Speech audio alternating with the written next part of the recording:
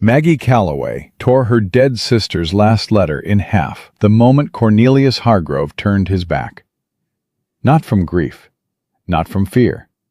She tore it deliberately, methodically, the way you destroy something before someone else can use it against you, then pressed the pieces flat against her palm and swallowed the rage that had been building since Boston.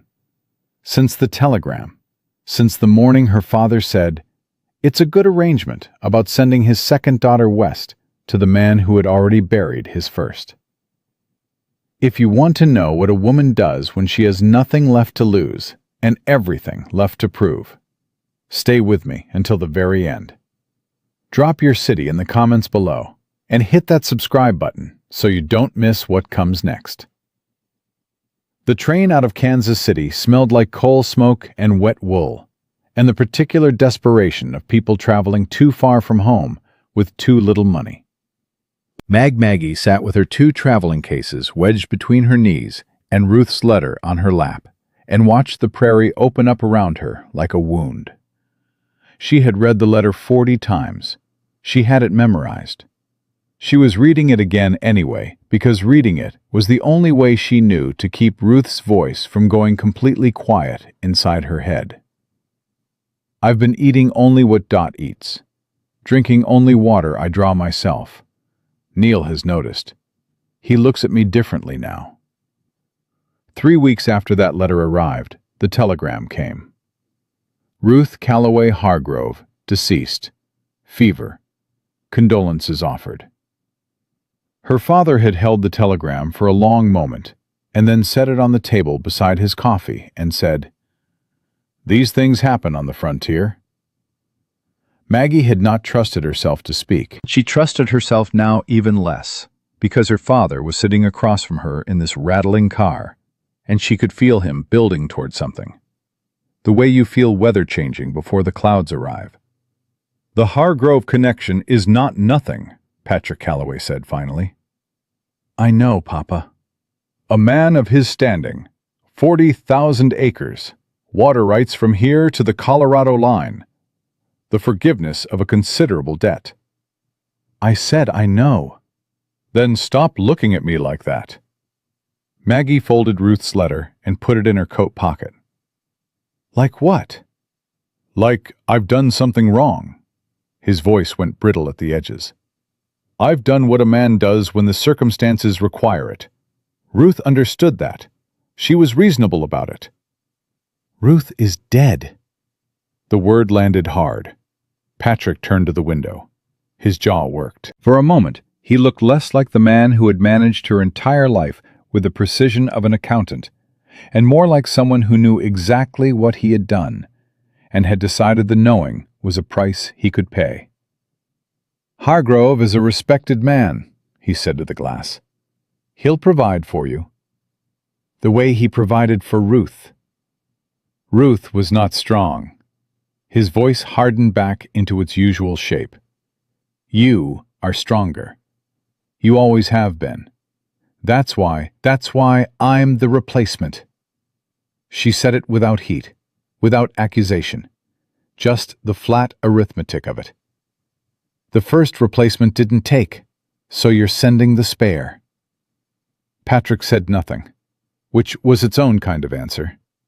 Maggie looked out her own window and watched Kansas swallow the horizon whole, and thought about Ruth at 9 years old, braiding her hair by the window of their Boston apartment, making up stories about women who went on adventures, women who didn't wait for things to happen to them. She thought about Ruth at 26, packing her one good trunk and smiling at the train station with a smile that was only slightly too determined to be entirely true. She thought about lavender perfume on a letter from a woman who had never owned anything that smelled like lavender, a woman trying very hard to seem like she was fine. She thought about "Get me out" scrawled at the bottom of that letter in handwriting that shook. She had written back immediately. The reply never came. 3 weeks later came the telegram. She did not say any of this to her father. Some conversations were not worth having with people who had already decided what they believed. Instead, she watched Kansas pass and made herself memorize the landscape, the flat immensity of it, the way the sky took up 3/4 of the world out here, the particular loneliness of a place with nowhere to hide. She was going to need to know this land. She had a feeling she was going to need it soon. Caldwell announced itself with noise before it announced itself with buildings. The cattle pens at the edge of town were the first thing. The sound and the smell of them. Hundreds of longhorns just up from Texas, bawling and restless. Then the stockyard workers, the drovers, the whole machinery of a town that existed to turn cattle into money and was not particularly refined about the process. Main Street was wide and loud and smelled like ambition and manure in roughly equal measure. Maggie stepped off the train with her 2 cases and her spine straight, and immediately felt the weight of being looked at. Not by everyone, but by enough people that she understood, in a way she hadn't quite expected, that strangers arriving alone were noted here, filed away. That this was a town where everyone knew whose money paid for what, and who was new and why. She was scanning the platform for whoever Hargrove had sent when she saw the man leaning against the far wall of the station house. He wasn't looking at her. That was the first thing she noticed. Everyone else on that platform was at least glancing at the woman who'd just stepped off the Kansas City train with her city clothes and her careful posture. But this man was looking at his boots with the focused attention of someone who was also, somehow, watching everything else. He was lean and dark-haired, and had the kind of stillness that is not relaxation, but its opposite. The coiled stillness of someone who has learned to be very quiet in order to hear things other people miss. When Maggie looked at him, he didn't look up. But something in his posture shifted. A small thing. Almost nothing. "Miss Calloway." She turned. A pinch-faced man in a clerk's suit was moving toward her with her name in his mouth and a hat held in both hands. "Aldous Webb, Mr. Hargrove's man.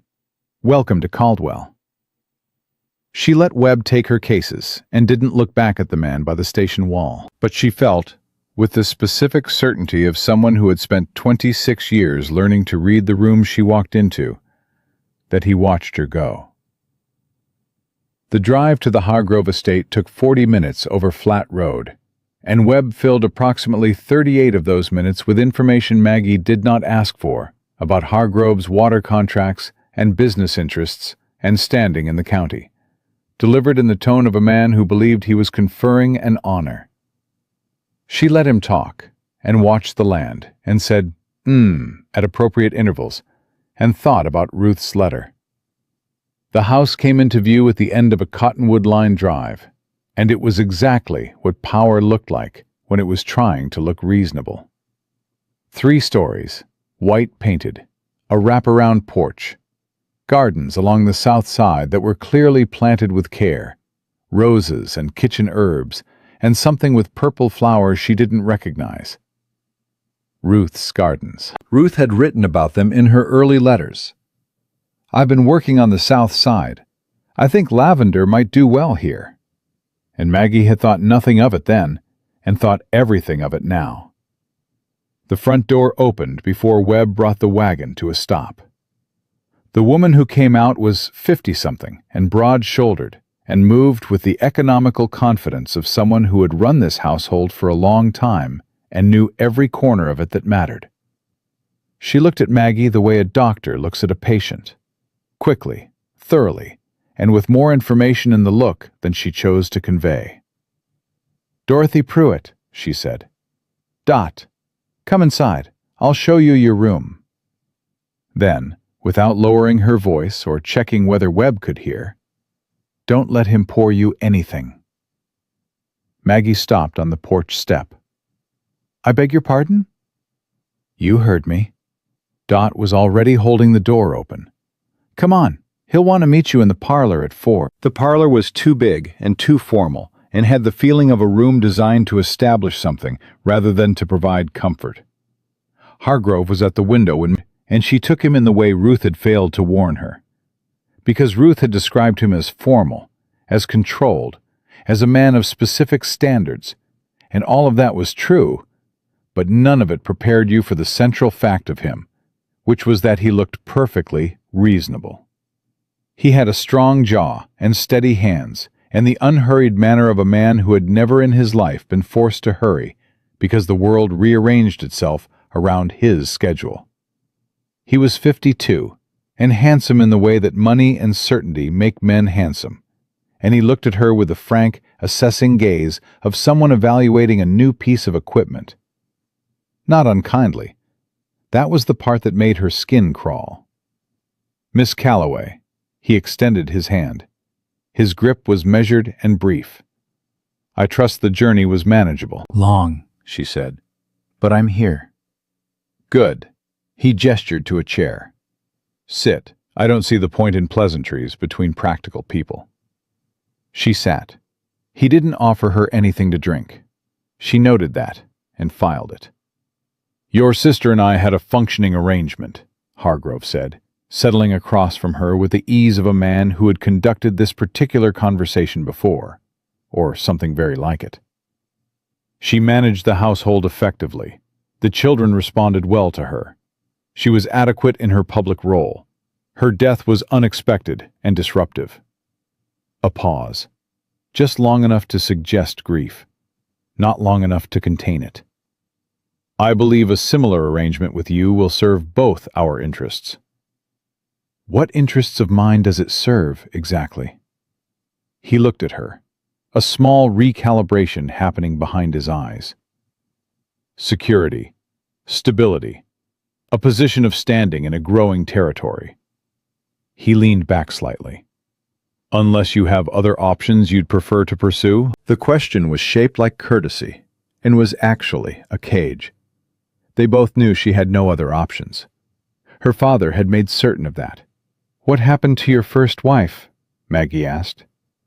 "Jane died of fever, 14 months after our daughter was born. The frontier is not a gentle place." "And before Jane? Was there someone else?" "No." His voice didn't change. His hands didn't move. "Where did you hear otherwise?" "I may have been confused," Maggie said pleasantly. He studied her for a moment. "I want to speak plainly about one thing. Your sister, in her final weeks, became confused. She began misinterpreting things, making accusations that reflected the state of her health rather than any reality." He paused. "The doctor confirmed it. Fever affects the mind before it takes the body. I'm telling you this so you understand. If you ever find yourself feeling overwhelmed, I expect you to tell me immediately. There are doctors I trust who can help." The words were careful and kind, and they meant exactly one thing underneath. "I know how to explain away whatever you say. Don't say anything." "I appreciate your concern," Maggie said. "Good." He stood. "Dot will show you upstairs. Dinner at 7. The children eat with us." Dot was waiting in the hallway. She walked Maggie to the stairs and up them and down a corridor papered in dark green without speaking. They passed a closed door, third from the end, no light beneath it, that particular stillness of a room that hadn't been opened in months. And Dot did not look at it, and did not slow down, and did not say anything about it, which was itself a kind of statement. The room Dot showed her was at the end of the hall, comfortable, impersonal, a window looking south over Ruth's garden. Maggie stood at it and looked at the lavender, and thought about the letter in her pocket, with its careful, controlled handwriting, that fell apart at the bottom of the page. "She gave me something," Dot said behind her, "before she got sick. Said to send it to you. Said it was important." Dot's voice was steady, and her hands when she drew the envelope from her apron pocket were steady too, but her jaw was tight, with the particular tension of someone who had been carrying guilt for a long time, and had made peace with it by deciding to carry it silently. "I was afraid. I kept waiting for the right moment, and then there wasn't one. Maggie took the envelope. Ruth's handwriting. For Maggie, if I'm gone. Does he know about this? No. Does anyone? Only me. Maggie turned the envelope over in her hands. You said, don't let him pour me anything. Dot was quiet for 4 seconds. Ruth stopped eating from the serving dishes about 6 weeks before she died. Started eating only what I ate. Drinking only water she drew herself. She didn't tell me why. She didn't have to. Another pause. 3 days before she got sick, she ate something at dinner that came separate from the family dishes. Neil had it brought special. Said it was a remedy for the headache she'd been having. Dot's voice did not waver. She was dead in a week. The room was very quiet. Read that alone, Dot said. Don't read it where he can walk in. She moved to the door. Dinner's at 7. Henry is 13 and formal. Don't let it fool you. There's something underneath. Lucy is 9 and she misses Ruth terribly. Let her like you. She needs someone. A pause at the door. And Miss Calloway, your sister was not confused. Whatever he told you down there, she was the clearest thinking woman I've known in 30 years. She found something real. She died because of it. The door closed. Maggie opened the letter. Ruth's handwriting was careful for the first 2 paragraphs, the careful hand of someone writing under control. Then it began to loosen. There is a room in the basement, always locked. Neil keeps the key on his watch chain, never sets it down, sleeps with it. But 2 weeks ago, the latch didn't catch properly and I went in. I can't write all of it here, but Mags, the doctor who signed Jane's death certificate, has had his debts paid by Neil's account for 6 years. The undertaker who buried a woman named Margaret Sowell 3 years ago. A woman Neil says moved back east. A woman nobody in this town ever saw board a train. That undertaker has a new barn that nobody can account for. I've hidden everything I've found. Dot knows where. If something happens to me, Dot knows. Don't come. I mean that. Stay in Boston. But if you come anyway, because I know you, Mags, I know you. Find Dot first. Find what I hid. And find a man in Caldwell named Jesse Holt. People say he's just a drifter. He's not. He helped a woman get out of Reno County 2 years ago, when her husband was trying to kill her. He did it for nothing. Ask for him at the livery on Front Street, but be careful how you ask. I love you more than everything. Get yourself out before what happened to me happens to you. Maggie sat with the letter in her hands until the light outside shifted from gold to gray. Then she folded it, tucked it into the lining of her case, and sat very still for a moment with her eyes on the door. Jesse Holt. Livery on Front Street. A man who helped women get out. She pressed that name into memory and went downstairs. Dinner was a performance in 4 parts. The dining room, the food presented formally, Hargrove at the head of the table, conducting conversation the way a man conducts a board meeting. Purposeful, controlled, with no agenda item allowed to run long. Henry sat across from Maggie with his father's jaw and a careful blankness that she recognized as the face of a boy who had learned very young that having an expression was a liability. Lucy sat beside him and watched Maggie with enormous dark eyes and said nothing for the first 20 minutes.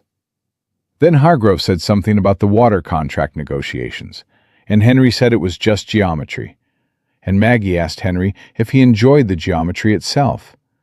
And Henry looked up with the expression of someone who hadn't expected to be asked a question with a real answer. It's like solving something, Henry said. I know exactly what you mean, Maggie said. I taught arithmetic in Boston. There's something satisfying about a problem that resolves. Henry said nothing, but he stopped looking at his plate. Do you know any stories? Lucy said suddenly. Lucy, Henry's voice was a warning. Ruth used to tell us stories, Lucy said. Not to Maggie. Directly, with the focused intensity of a child who has decided to risk something. Before she got sick. Every night after dinner. She made them up on the spot. The names sat in the air above the table. Hargrove continued cutting his meat. Ruth had a gift for that, Maggie said. She always made up stories about women who didn't wait for things to happen. Women who went out and happened to things instead. Lucy smiled. It was small and careful, like something kept in a drawer and only brought out when it seemed safe. Miss Calloway was a teacher, Hargrove said. A useful background for the children's education. Not interesting. Not how good. Useful. Maggie picked up her fork and matched his tone exactly. I hope to be useful, she said. After dinner, Hargrove took her to his study and told her about Ruth's confusion at the end, about the fever's effect on the mind, about the importance of a wife remaining within her appropriate domain. His voice was patient and reasonable, and she watched his hands the whole time and thought about a watch chain with a key on it. I understand completely, she told him, and smiled the most dangerous smile she had. Walking back upstairs, she paused outside the closed door, third from the end.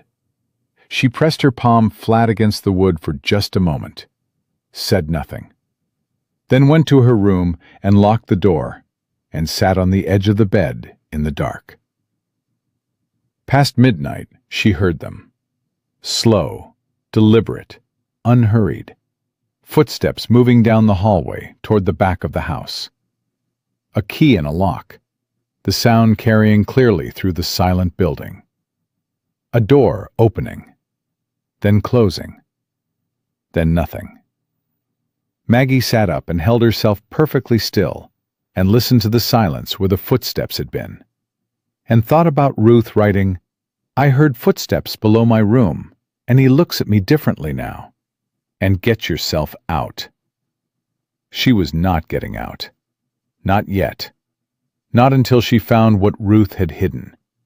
Not until she understood the full shape of the thing she was walking into, every edge of it, every angle, so that when she moved right. But tomorrow, Webb would drive her into Caldwell to see where Ruth was buried, and the livery on Front Street was on the way to the cemetery, and there was a man named Jesse Holt, who had once helped a woman get out of a county very much like this one. Maggie lay back down in the dark and thought about what Ruth had written. He looks at me differently now. She thought about Hargrove's steady eyes across the dinner table, about the key that never left his watch chain, about a woman named Margaret Sowell that the undertaker had buried, but nobody had ever seen board a train. She was Ruth's sister. She had her mother's stubbornness and her father's ability to calculate, and Ruth's own gift, the one neither of them had ever named, for understanding what a room was really saying underneath what the room appeared to be saying. This room was saying, you are already in danger. This house was saying, run. And from somewhere beneath the floorboards, from a locked room she hadn't yet seen, from the ghost of a woman who had been careful and smart and careful, and still not careful enough, Ruth was saying, find what I left you. Find Holt. Don't do this alone. Maggie closed her eyes and let the house breathe around her, and made herself a promise in the dark. She had not come to Kansas to replace her sister. She had come to finish what her sister started, and she was not leaving until it was done. Webb came for her at 9 a.m. with the wagon and his pinched face and another 40 minutes of information she didn't ask for already loading itself behind his eyes. Maggie came downstairs in her second-best dress, with her hair done simply, and her face arranged into the expression she had decided on the night before. Not quite docile, not quite eager. Somewhere in the middle, where a woman looked like she was adjusting to her circumstances and finding them acceptable. The expression of a woman who was not going to be a problem. Hargrove was already gone. Left at 7, Dot told her in the kitchen while pressing a biscuit into her hand without ceremony. Water office first, then the north pasture. Back by 3, predictable as weather. I'm going in the Caldwell, Maggie said quietly, to see Ruth's grave.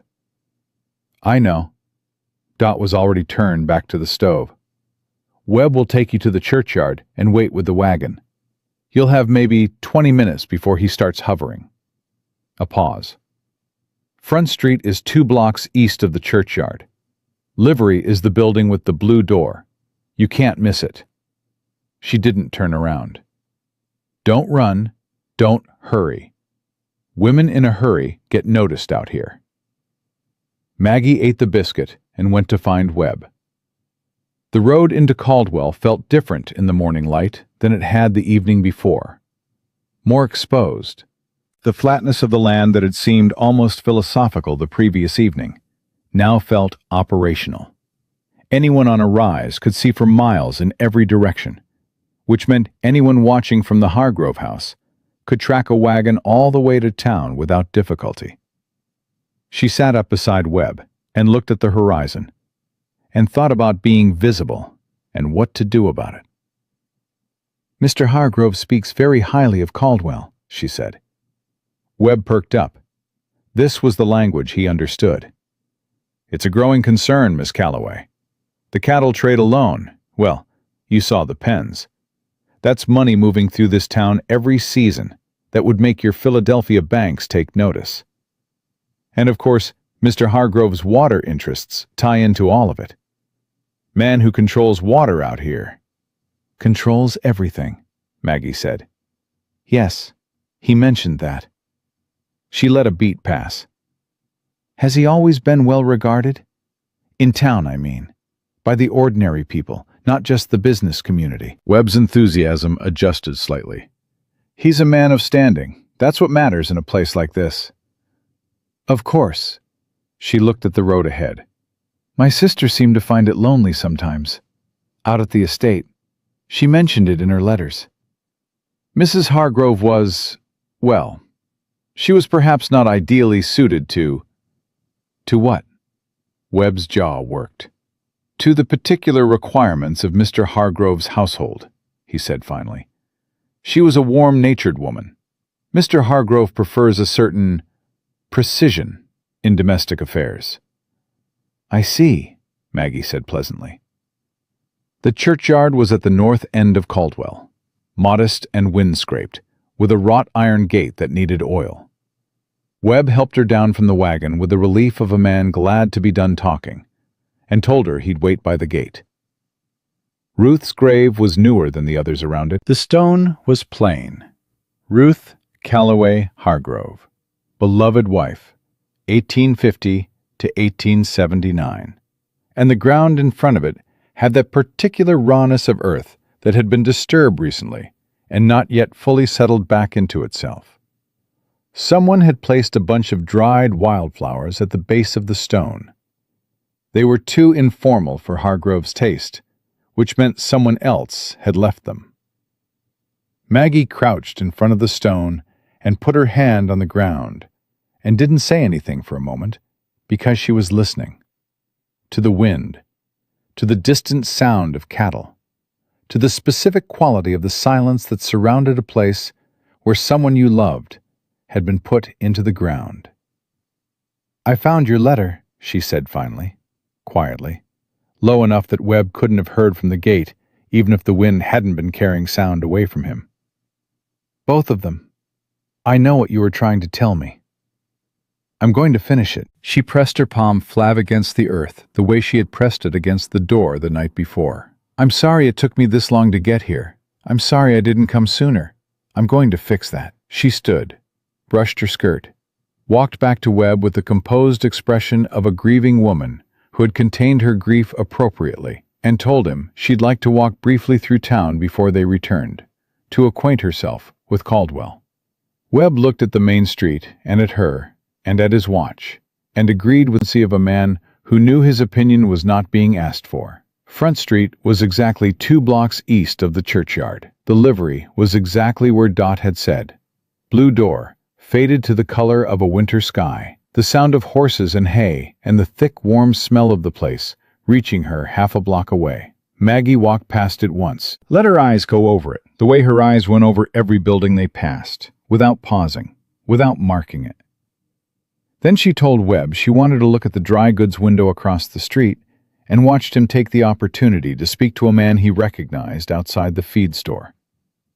She turned and went through the blue door.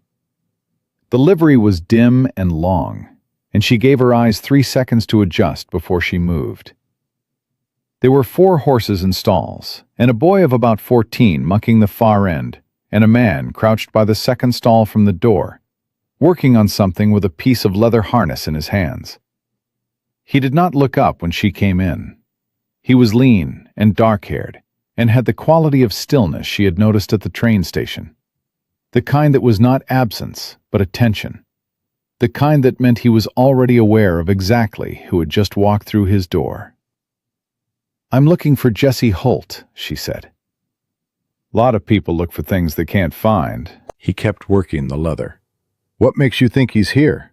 "Someone I trusted told me to ask at the livery on Front Street." He looked up then. His eyes were brown and steady, and he was perhaps 33 or 34, with a face that had seen weather and made no complaints about it. There was a scar along his jaw, small and old. He looked at her the way he had looked at the train station, which was to say, he looked at her completely, all at once. The kind of look that took in information rather than made assessments. "You came in on yesterday's Kansas City train," he said. "Aldous Webb picked you up. You were at the station." "I'm often at the station." He stood, the harness still in his hands. "You're the sister." The word hit her somewhere in the sternum. Not the replacement, not the new wife. The sister. "Ruth wrote you a letter," Maggie said. "She never sent it." Something crossed his face, brief and controlled, but she caught it. "I know. She talked to me once, about 2 months before she died. Came into town on an errand with Webb. Managed to get about 4 minutes alone while Webb was at the bank. He turned the harness over in his hands. She was scared, trying not to show it, but scared. She told me what she'd found in that basement, and asked if I could help her get out. I told her yes. Told her to send word when she was ready." A pause. Word never came. "She got sick 3 weeks later." "I know." His jaw tightened. "I know what she got sick of." Maggie looked at him directly. "Then you understand what I'm here for." "I understand you're in a house with a man who's killed at least 3 women, and you came in through the front door on your father's arm, and Hargrove thinks you're the replacement." He set the harness down on the stall rail. "What I don't understand is what you think I can do about it from out here." "I need time," she said. "I need to find what Ruth hid before I can move. And I need someone who knows this territory and who Hargrove doesn't own." "He doesn't own me." The words were quiet and had weight underneath them, the weight of something that had been tested. "Ruth said you helped a woman in Reno County." "I did." "She said you did it for nothing." "I did that too." He looked at her for a moment. "That woman had 2 children and a husband who'd broken 3 of her ribs. She needed to get to her sister in Missouri, and she had $11 and no horse, and every road out of the county had one of her husband's friends on it." He shrugged slightly, the shrug of a man dismissing the suggestion that this required explanation. "Wasn't complicated. She needed help. I helped." "It's more complicated this time." "I know it is. Hargrove isn't a drunk with a temper. He's careful, and he's connected. And if he decides you found out what your sister found out—" He stopped. Let the sentence end itself. "How much time do you think you have?" I don't know. He thinks I'm adjusting, settling in. As long as he believes that, how long before he stops believing it? She thought about his eyes across the dinner table, about the key on the watch chain, about the way he had said your sister toward the end, became confused with the patient tone of a man who had said the same sentence before, in the same patient tone, about a different woman. Not long, she said honestly. Jessie Holt was quiet for a moment. Outside, she could hear Webb's voice in the street, moving in the direction of the dry goods store, coming to find her. She had maybe 2 minutes. There's a rider, Holt said. Works for McCallum's outfit north of here. Name's Frank Aldridge. He rides the fence line between McCallum's land and Hargrove's 3 mornings a week. Tuesday, Thursday, Saturday early. Around the north pasture. He held her gaze. If you had something that needed to get to someone outside the county, someone who couldn't be bought or watched, Frank would be the way to move it. And if I need to move myself, then you find a way to get to the north pasture on a Tuesday or Thursday or Saturday before 7 in the morning, and you tell Frank that Jessie sent you. He paused. But don't move until you have what Ruth hid. Whatever's in that basement. Hargrove can explain away a woman's fear. He can explain away a housekeeper's suspicion. He cannot explain away his own handwriting on paper that puts arsenic in his medicine cabinet and a dead woman's name in his ledger. The livery door creaked behind her. Webb's voice, a little too careful, a little too loud. Miss Calloway, the wagon's ready when you are. Maggie turned toward the door and then turned back. One more thing. One thing she needed to know. Why are you doing this? She said. You don't know me. Jessie Holt picked up the harness again. He looked at it rather than at her, and something in his face did what faces do when they decide to let something true come through. I told Ruth I'd help her, he said. She died before I could. He paused. That's not something I intend to let happen twice. Maggie walked out of the livery and across the street to where Webb was waiting with the wagon, and she walked slowly enough that nothing showed in how she moved, and she asked Webb whether there was a milliner in Caldwell worth visiting, and she listened to his answer with every appearance of interest, and the whole ride back to the Hargrove estate she watched the Cottonwood Line drive come toward her and thought about Tuesday mornings and north pastures and a man who had told a dead woman he would help her. Dot was in the kitchen when she returned, alone. The 2 household girls were out in the yard with the laundry, and the sound of their voices was a thin thread that confirmed their distance. I found him, Maggie said quietly. Dot turned from the stove. Something in her went still, the way things go still when they have been braced for a long time and suddenly find something to brace against. And? He's willing, but I need what Ruth hid first. She looked at Dot directly. You know where it is. Dot was quiet for a long moment. She set down the spoon she was holding with the deliberateness of a woman making a decision rather than performing a task. Ruth hid 2 things, she said. The first is in the blue room, her old sewing basket, the wicker one she kept under the window seat. False bottom. She put papers there, pages she copied from what she found in the basement. Copies, not originals. She said copies were safer because he'd look for the originals. And the second? The second is in the basement itself.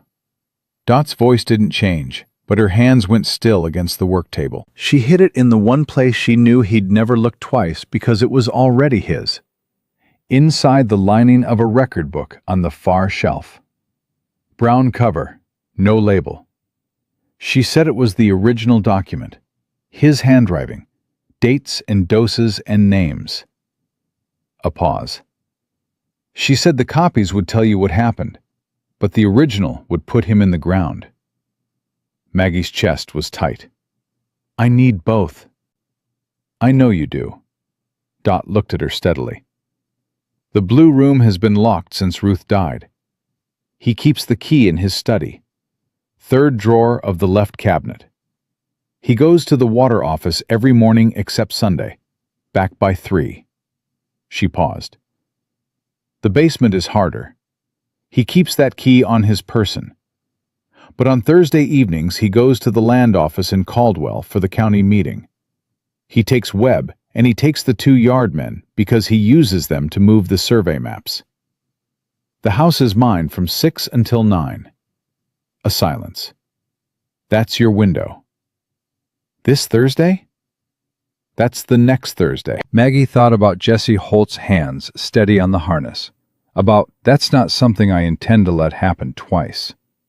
She thought about Hargrove looking at her across the dinner table with his reasonable eyes and his patient voice, telling her about a wife who had become confused. She thought about Lucy's smile, small and careful, kept in a drawer. "The blue room first," she said. "Tomorrow, while he's at the water office. Basement on Thursday."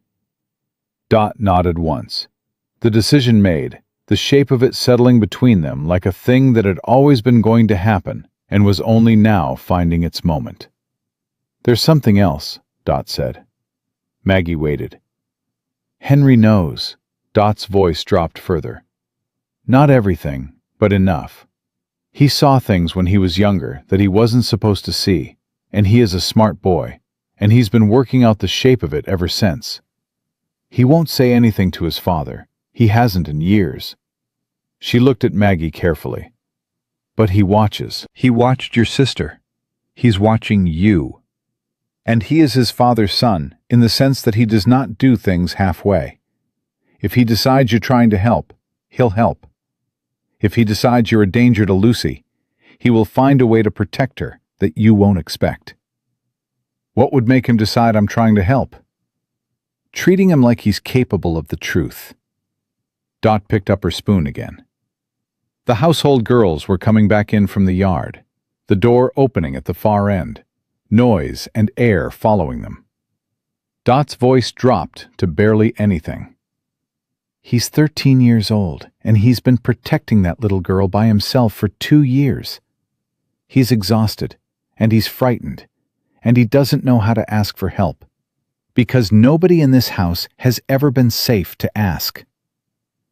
Maggie heard that, and let it land the way it needed to land. That evening she sat with the children in the parlor, while Hargrove worked in his study, and she helped Lucy with her arithmetic, and she asked Henry about the North Pasture survey with the focused interest of someone who genuinely wanted to understand the land. And when Henry looked up from the map he'd brought down from his room, unbidden, unprompted, brought because she had asked, she saw something shift in his careful face. Not trust yet, not quite, but the first small movement in trust's direction. The kind that happens when someone has been alone for a long time and suddenly hears a sound through the wall that tells them the room next door is not empty. She did not push it. She said goodnight to both children at 8 and went upstairs and stood in the hallway outside the closed blue door and listened to the house settle into its nighttime rhythms. The tick of the clock, the distant close of Hargrove's study door, the particular silence of a house that was holding its breath around its own secrets. Tuesday, Thursday, Saturday. North Pasture before 7. Frank Aldridge. Jesse sent you. The blue room tomorrow. The basement on Thursday. She pressed her hand against the blue door one more time in the dark and went to her room and did not sleep for a very long time.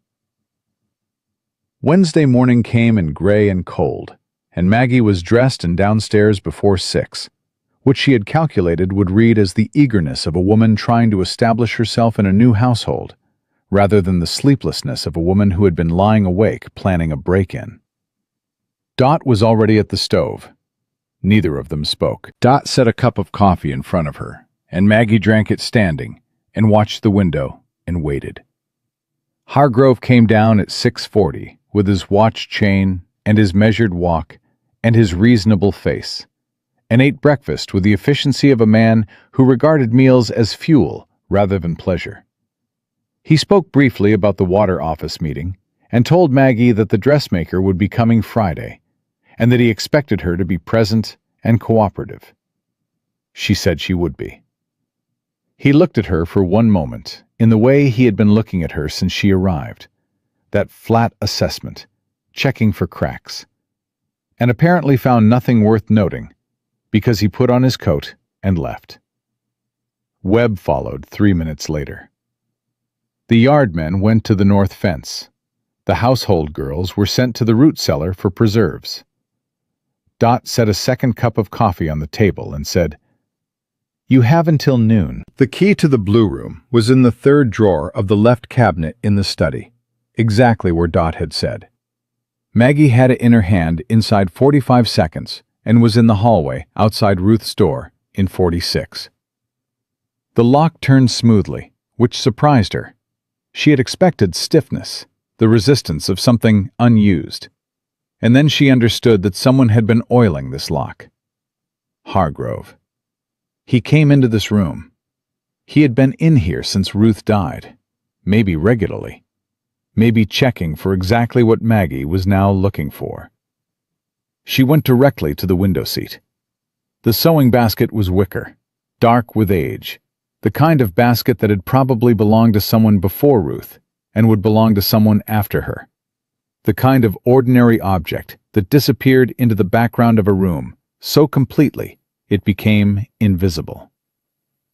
Maggie lifted the lid. Thread, needles, a small pair of scissors, a half-finished piece of embroidery that Ruth had never gotten to finish, a small spray of blue flowers, the needle still threaded, still pushed through the fabric where Ruth had last set it down. Maggie held the embroidery for one moment and then set it carefully aside. The bottom of the basket lifted when she pressed both corners simultaneously, the way a false bottom lifts when you know the trick of it. Underneath were papers, 6 sheets folded small, covered in Ruth's handwriting. Not Ruth's usual handwriting, but a careful, deliberate copy. Each word formed with the concentration of someone who was transcribing something important and could not afford mistakes. Maggie sat cross-legged on the floor under Ruth's window and read. Ruth had copied 4 things. The first was a list of purchases, dates, quantities, descriptions written in an educated hand that was not Ruth's, which meant it was Hargrove's. Arsenic, strychnine, a compound Maggie didn't recognize by name, but Ruth had written next to it. Dr. Prentice says this is what they use in the sanitariums. The dates spanned 7 years. The quantities were small each time, small enough that a single purchase might mean anything. A rat problem, a garden pest. But accumulated across 7 years, they told a different story entirely. The second was a partial letter, also copied, addressed to someone referred to only as P. Ruth had written at the top, found in the locked box on the basement shelf, bottom left. I couldn't copy all of it, but this is the part that matters. The letter discussed, in clinical language that made Maggie's hands shake, the appropriate interval between doses to produce symptoms consistent with fever, the appropriate interval to avoid raising suspicion.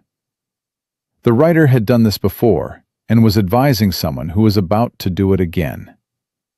The third was a list of names with dates beside them.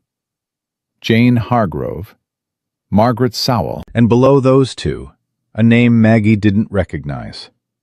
Clara Atwood, 1874, with a date, and beside the date, one word. Before. Maggie stared at that. Before Ruth. Before Margaret. A fourth woman, older than any of them, and Clara Atwood's name not in Hargrove's handwriting, but in the same handwriting as the letter, the handwriting of the person called P. 4 women, not 3, 4.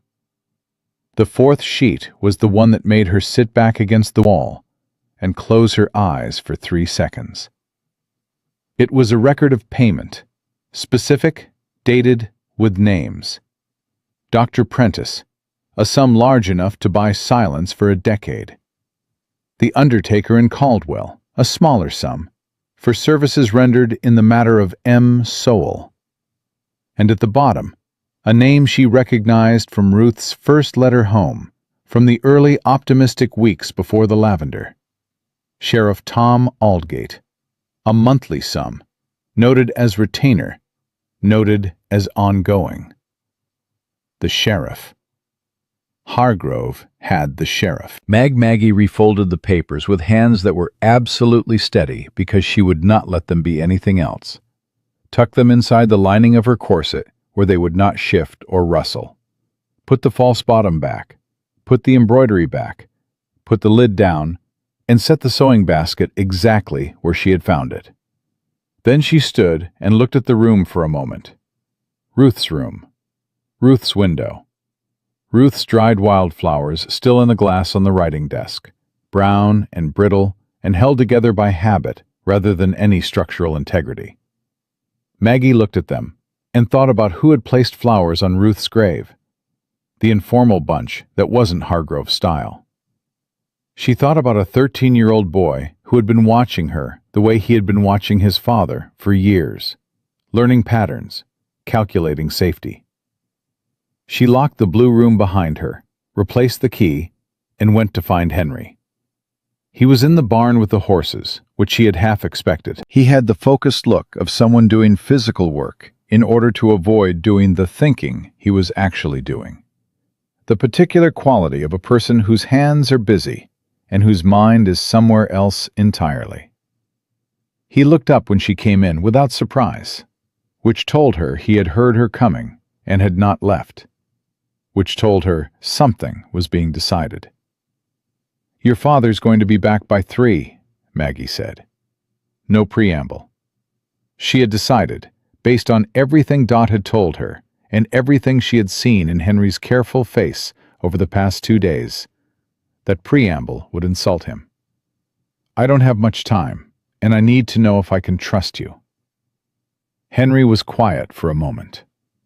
He set down the brush he'd been using on the bay mare's flank and turned to face her with the serious stillness of a boy who had been asked important questions so rarely that he handled them with great care when they arrived.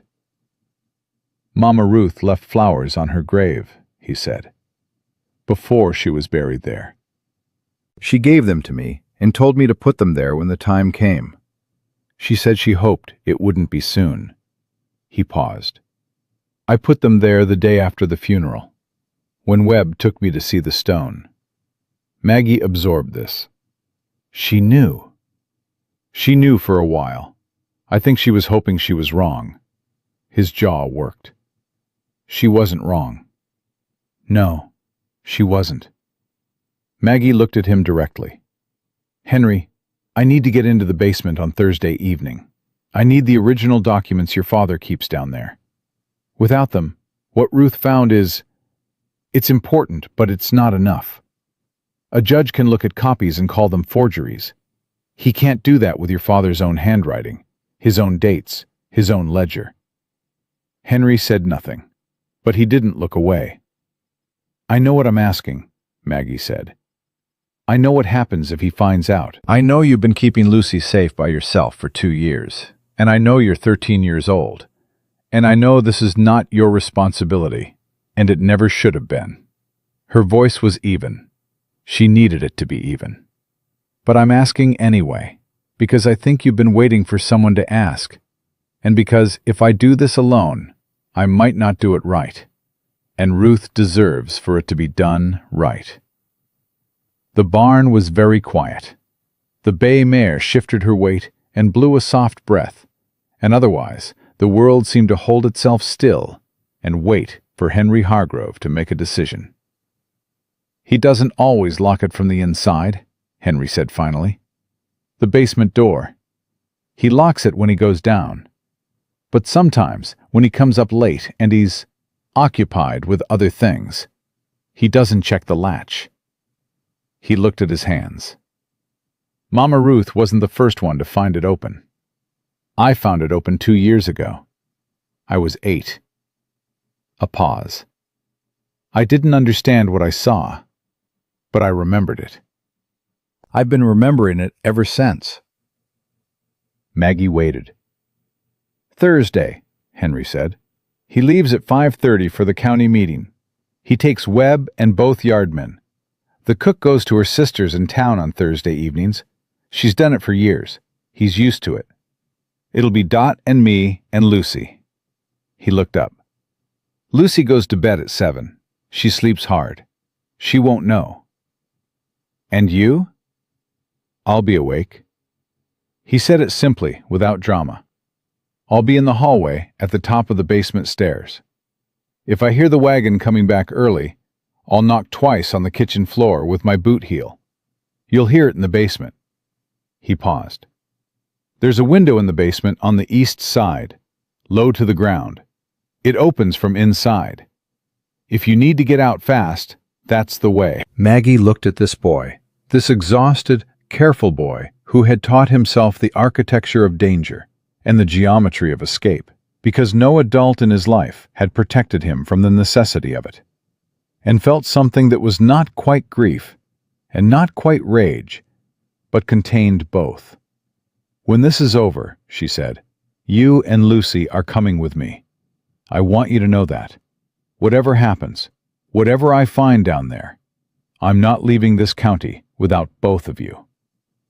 Henry's face did something complicated and then went still again. You can't promise that. I just did. He'll be in no position to stop anyone from doing anything, not when I'm done. She held his gaze. I know you have no reason to believe that. I know every adult who's ever been in this house has let you down in one way or another. I'm asking you to trust me anyway, the same way I'm asking you to trust me on Thursday. And I won't pretend that's a fair thing to ask. Henry was quiet for a long time, long enough that Maggie thought he had decided against it. Then he said, Mama Ruth told me about you. Before she died, when she was still well enough to talk, she told me her sister in Boston was stubborn as a post and twice as useful. He paused. She said if anyone could fix this, it was you. Maggie's throat tightened. She kept her face still. She gave me too much credit. Maybe. He picked up the brush again and turned back to the mare. Thursday at 6. Don't wear anything that rustles. She was back in the kitchen with her second cup of coffee before noon, looking for all the world like a woman who had spent a quiet morning familiarizing herself with the house. Thursday came with the slowness of all days that matter. Maggie moved through it carefully, precisely, at exactly the pace of a woman with nothing to hide. She had the dressmaker fitting in the morning. An hour of standing still, while a woman with pins in her mouth adjusted and murmured and occasionally glanced between Maggie and a set of measurements that were not quite her own. Ruth's measurements. And Maggie did not say anything about that. She had dinner with the children and listened to Lucy describe a drawing she was working on, a picture of a horse with wings, and said it sounded like the best kind of horse, and watched Henry eat his food and not look at her, and felt the understanding between them like a wire pulled taut. Hargrove left at 5:30 exactly. Maggie watched the wagon from the parlor window, Webb up front, the 2 yardmen in the back with the survey maps, and didn't move until the dust of their going had fully settled. Dot was in the kitchen. She looked at Maggie once and then looked at the clock and said nothing, which was its own kind of permission. Maggie went to the study. The key to the basement was on the hook inside the locked drawer of the right cabinet, not the left this time, which told her Hargrove had a system, a deliberate rotation, nothing stored where habit would make it predictable. She had found this out from Henry, who had spent 2 years watching his father's patterns with the focused attention of someone whose safety depended on them. Second Thursday of the month, it was the right cabinet. She had the key in 40 seconds and was at the basement door. The stairs were steep and wooden, and she went down them with her weight on the outside edge of each step where they were less likely to creak. A trick her mother had taught her for sneaking past a father who drank. One of the handful of useful things that difficult childhood had given her. The basement was cold and smelled of earth and old wood, and something else underneath that she identified after a moment as chemicals.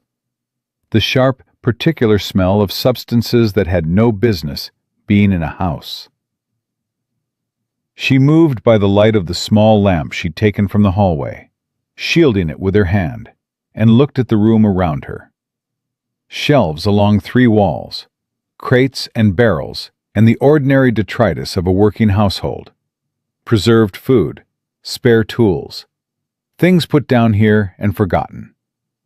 And on the far wall, separated from the rest by 6 feet of empty floor that felt like intentional distance, a set of shelves that were neater than anything else in the basement, organized with the precision of someone who used this section regularly and expected to find things exactly where they had been left. The record books were on the middle shelf, 8 of them, identical brown covers, no labels, arranged by size. Ruth's note in her letter had said brown cover, no label, far shelf, but there were 8, and Maggie understood now why Ruth had said what she'd said about the original being in the one place Hargrove would never check. She pulled out the largest one first and opened it and found columns of figures that made her eyes go cold. Not the dates and doses, something else. Property records. The names of 17 families in the county, with dates beside each name and smaller numbers beside the dates. And she understood after a moment that the smaller numbers were water rates, escalating month by month. And beside the ones where the rates had gone high enough, a single notation. Acquired. 17 families' land, acquired through water rates that nobody could survive, and nobody with Hargrove's level of county influence had to be persuaded to ignore. She put it back and went to the second book, third, fourth, working quickly, feeling the minutes. The 5th book. She opened it and knew immediately.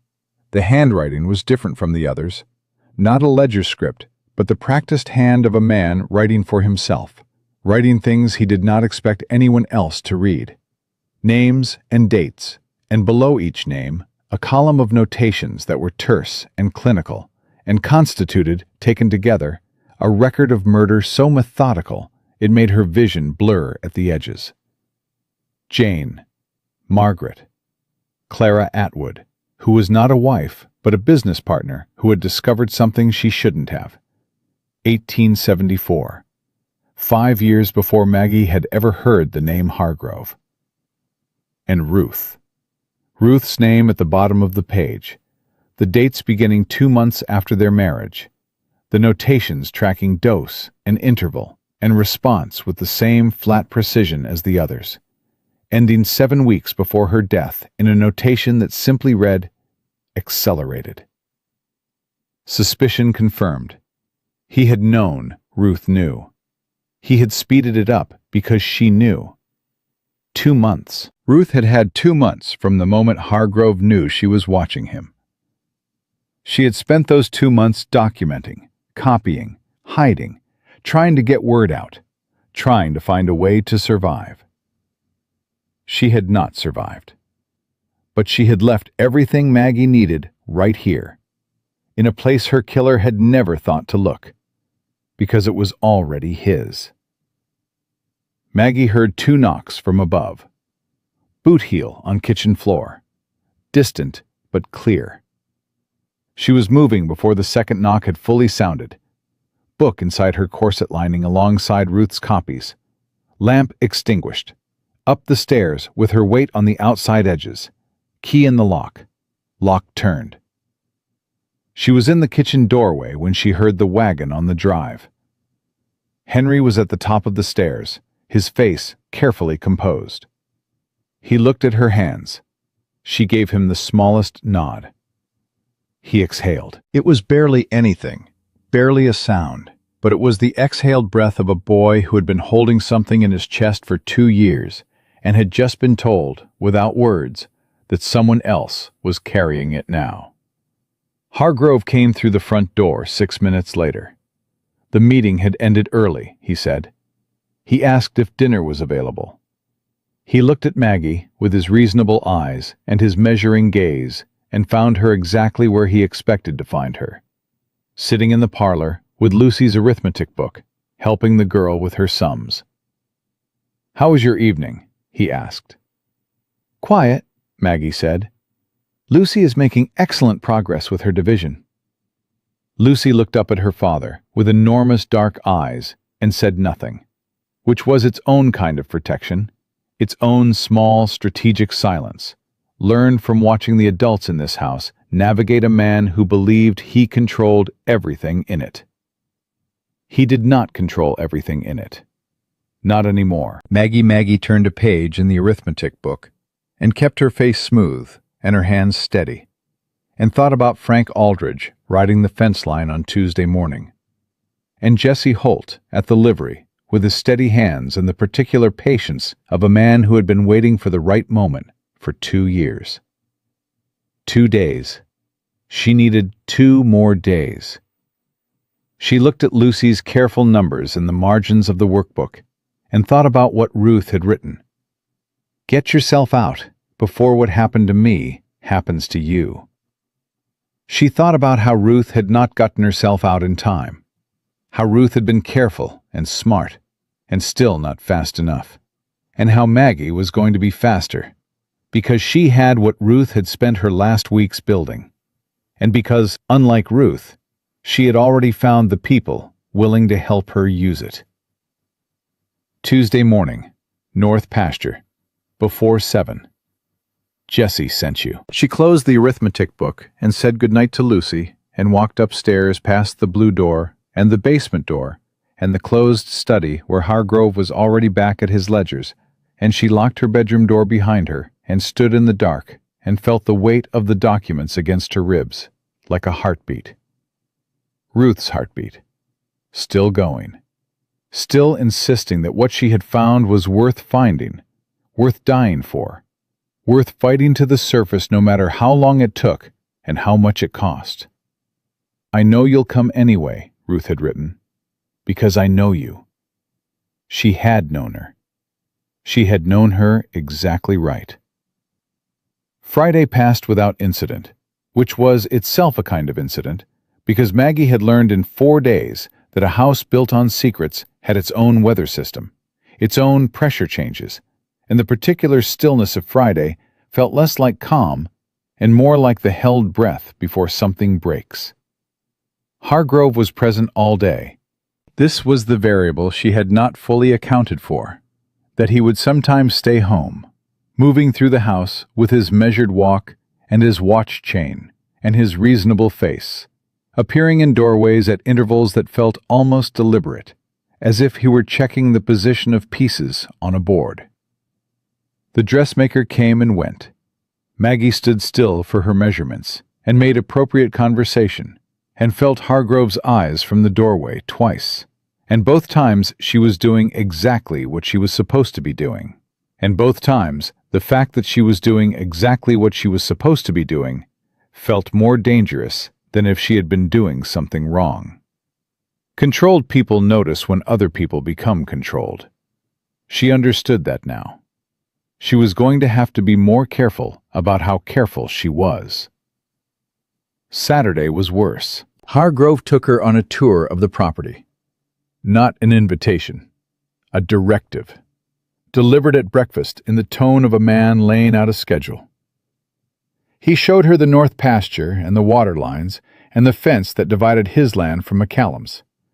And he talked about acreage and water rights and the particular satisfaction of owning something no one could take from you.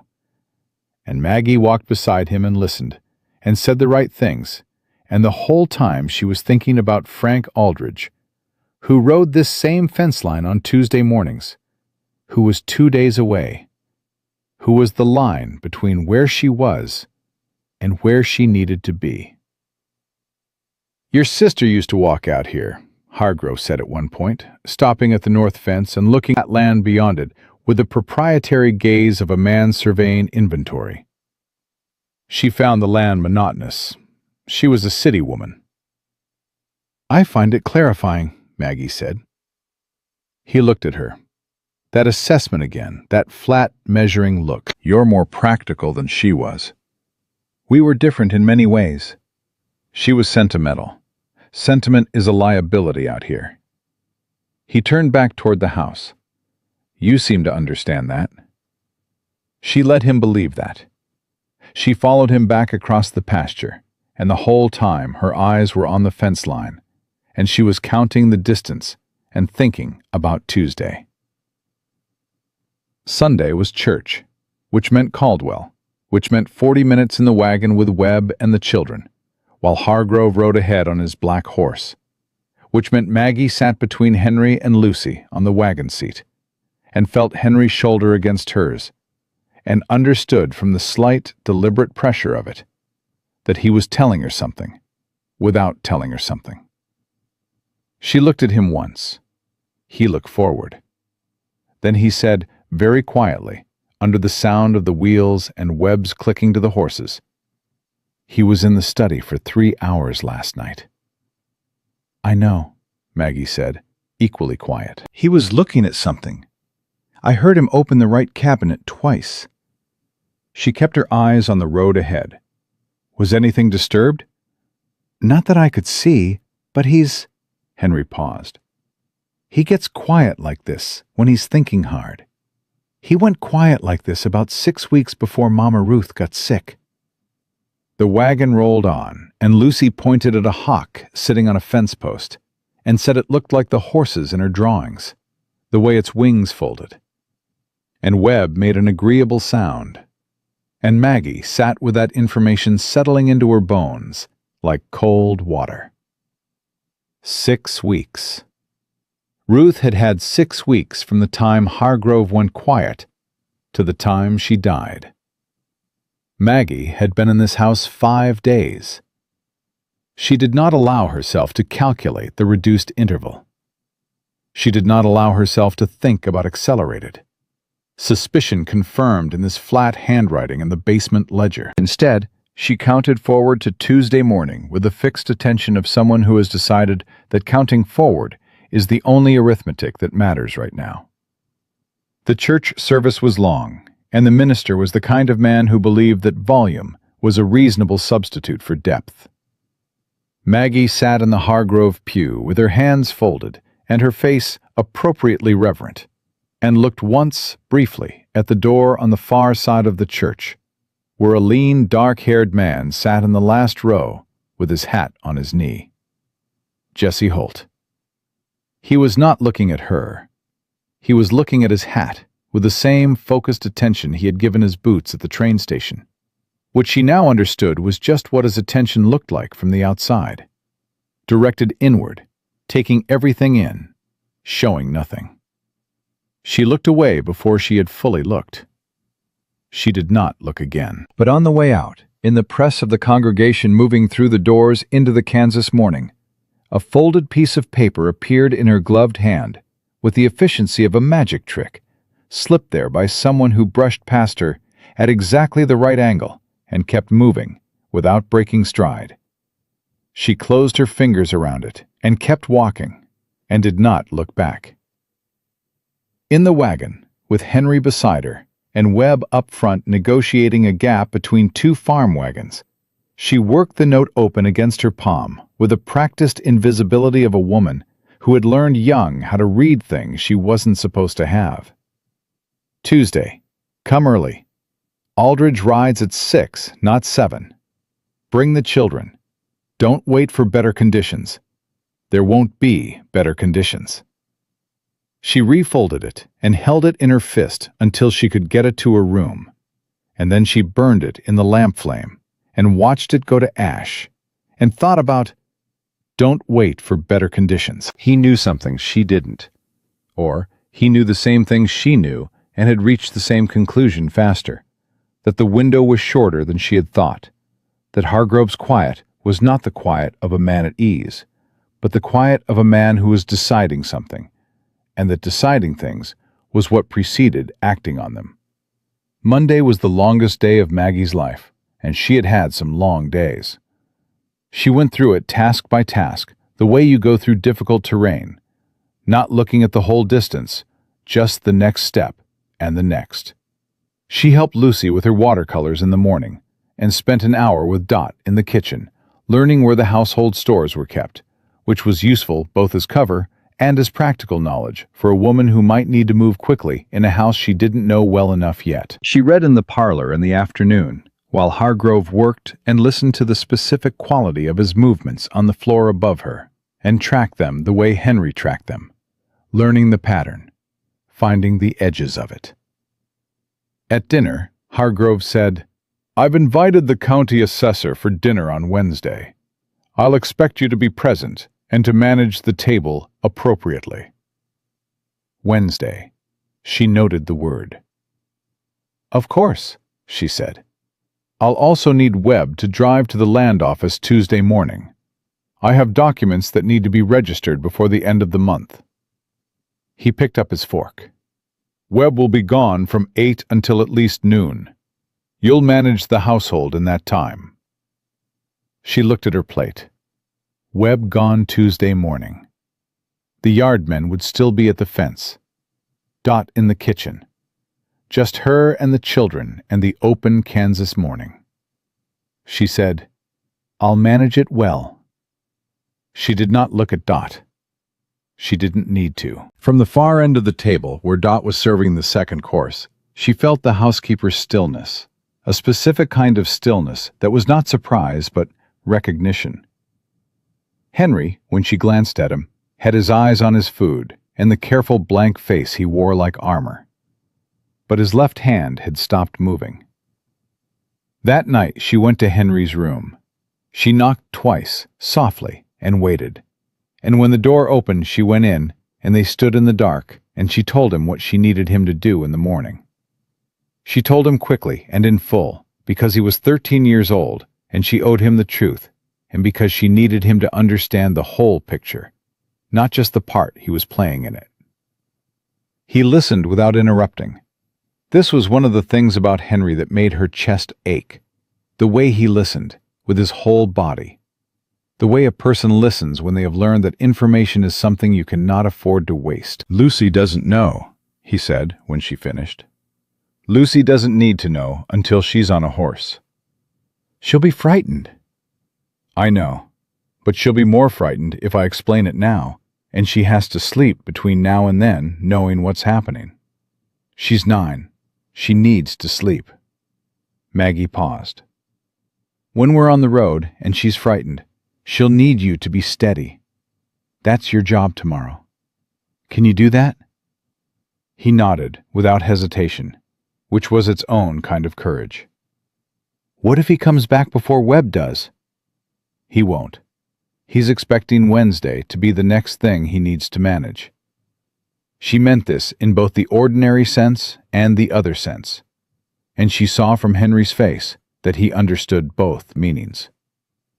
"He doesn't know the timeline has changed." "What if Jesse Holt—" "He'll be there." She said it with more certainty than she entirely felt, and then reconsidered, because Henry deserved honesty more than he needed comfort. "I believe he'll be there. He's been trying to do this for 2 years. He's not going to miss it." Henry was quiet for a moment. Then he said, "Dot, I know. We can't—" "I know." Maggie's voice was low and even, and the evenness cost her something. "I've talked to her. She won't come. She says if she disappears with us, it's immediate evidence of where we've gone. She says if she stays, she can give us 4, maybe 5 hours before Hargrove knows for certain which direction we've taken. She says—" She stopped. "What does she say?" "She says she's survived this house for 12 years, and she'll survive what comes after." Maggie pressed her lips together. "I don't want to leave her. She won't let you take her. Henry said this with the flat knowledge of someone who had watched Dot make decisions for years and understood the mechanics of her stubbornness. "She won't let you, Maggie." It was the first time he had used her name. She noticed it the way you notice the first warm day after a long winter. Not dramatically, but with a kind of relief that goes all the way down. "No," she agreed. "She won't." She left him to sleep and went to her own room and lay in the dark with the documents pressed flat in the lining of her traveling case, and ran the morning through her head, step by step, checking for gaps. 4 horses in the barn. Henry could ride. Lucy could ride well enough for this distance at this pace. Frank Aldridge at the north fence at 6. 17 miles to Caldwell from the north pasture. Longer than the main road, but far enough from Hargrove's direct sightlines that they'd have a margin. Jessie would have horses ready at the livery. From Caldwell, it was 40 miles to the county seat, where there was a federal circuit judge named Arthur Beaumont, who Holt had mentioned in his note to Ruth 2 years ago as the one man in this territory whose rulings Hargrove's money had not yet reached. 40 miles. A full day's hard riding with children. And behind them, when Hargrove found them gone, every road he owned and every man he'd paid to be on it. She was still running it when she fell asleep somewhere past midnight, and she woke at 4:30 without an alarm because her body had understood what her mind had been trying to process. That this was the morning, that everything she had come west to do was going to happen or fail in the next few hours, and that the only thing left to decide was how she carried herself through it. She dressed in the dark. Brown skirt, plain blouse, her heaviest boots. She strapped the traveling case closed and put it under the bed. She would not take it, could not, too conspicuous, and transferred what mattered into the deep inside pocket of her coat. Ruth's copies and Hargrove's ledger, wrapped in a piece of oilcloth she'd taken from the kitchen stores. Her mother's ring, which she'd been wearing since Boston. $32, everything she had. She sat on the edge of the bed in the dark and listened to the house breathe and thought about Ruth sitting in this same pre-dawn quiet, frightened and careful and running out of time.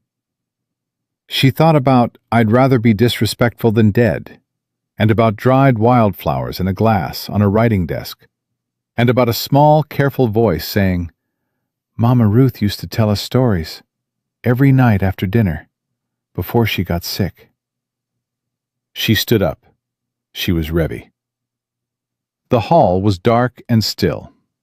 She went to Henry's door first and found it already open and Henry already dressed, standing in the doorway with his boots in his hand and the particular composure of someone who had been awake for a while and had already made peace with the day.